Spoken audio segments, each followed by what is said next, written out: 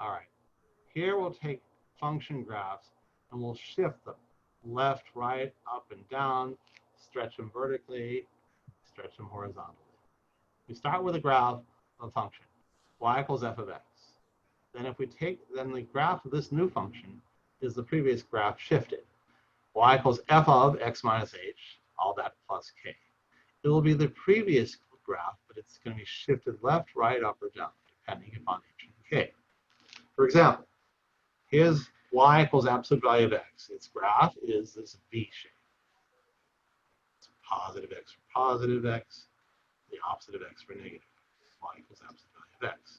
If we add k outside, y equals absolute value of x plus k, that increases or decreases each value, the value of y for each value of x, up or down by k units. So here's the graph of y equals absolute value of x, and y equals absolute value of x plus 1 is the same v moved up 1 unit. Y equals absolute value of x plus 2 is the same v, which is moved up 2 units. Here y equals absolute value of x minus 1 is the v moved down a unit, and y equals absolute value of x minus 2 moves it down 2 units. So y equals f of x, that plus k, shifts the graph up k units if k is positive and down if k is negative.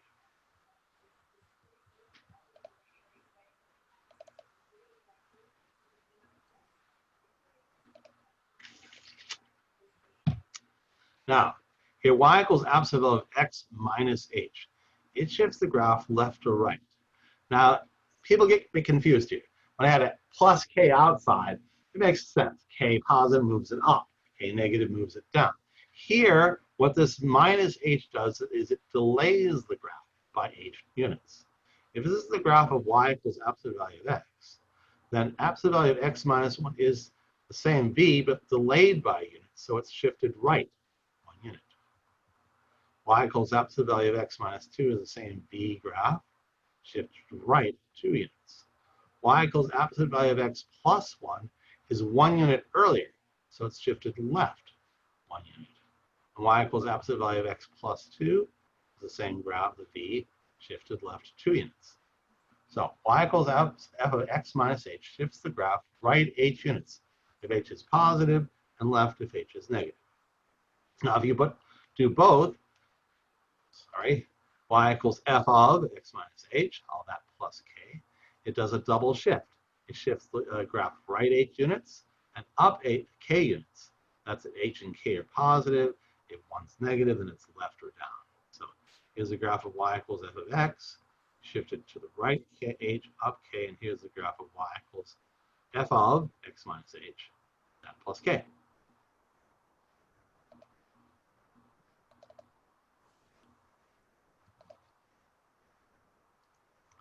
Here we have putting in negative values.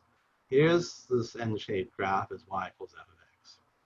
Now, y equals negative f of x makes a positive y and negative y.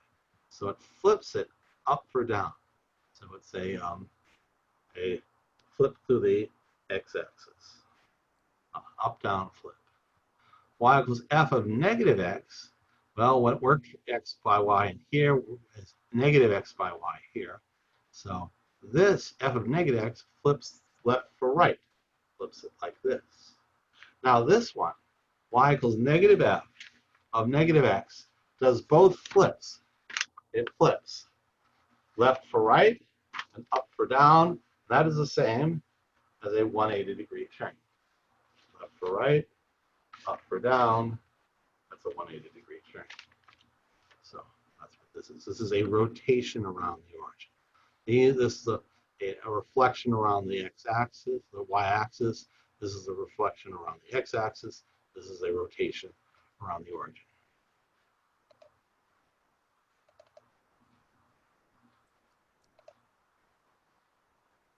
All right, some more examples. Here we have a graph. It's a straight line to the origin. We want to find f of negative 2. F of 0 is what? F of what x is 4. F of what x is negative 2. Okay, f of negative 2, go back 2. It goes down 4, so it's negative 4. F of 0, well, at 0, it's at 0, so f of 0 is 0.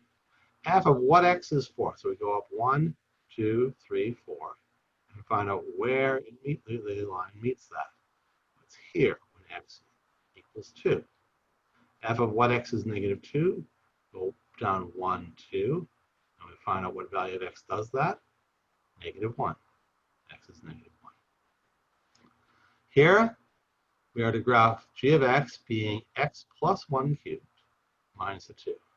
The x cubed graph is this n-shaped graph. Now this plus 1 moves it to the left, 1. This minus 2 brings it down 2. So this point here, 0 by 0, where it's momentarily flat, is shifted down, left and down to negative 1 by negative 2. So you get this n-shaped graph, shift over and down.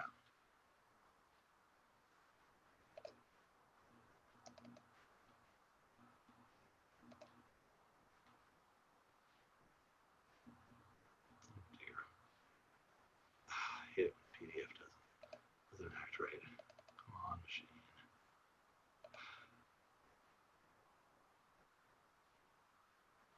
There we go. Oh, no, I already did that. Sorry.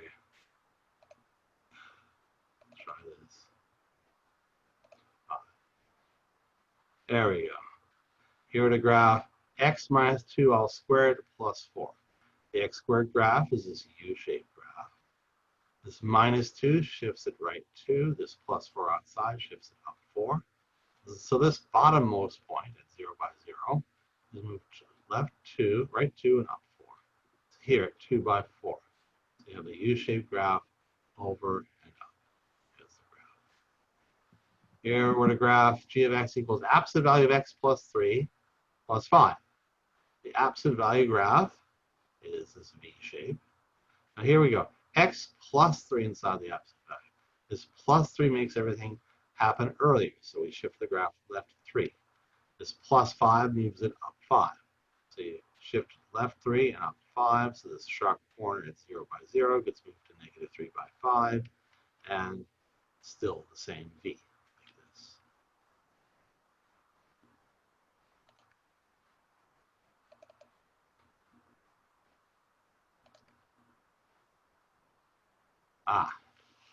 Graph f g of x equals negative of x plus 5.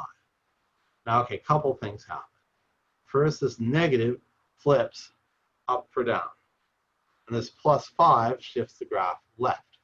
So instead of going through 0 by 0, it goes through negative 5 by 0, shift it left. And then we flip it upside down, and you get this upside down V, like this. So here we have two graphs, this and this. Are these function graphs? This one, no, because this vertical line meets it twice, so it's not a function graph. You can think of the upper half of this as one function, and the lower half is a graph of another function. Here, well, it's kind of a strange graph, I think, as it comes to a sudden end, but still, every line, every vertical line will hit it at most once. The answer is yes, this is a function graph. All right, I think that does it for today. Let me stop recording.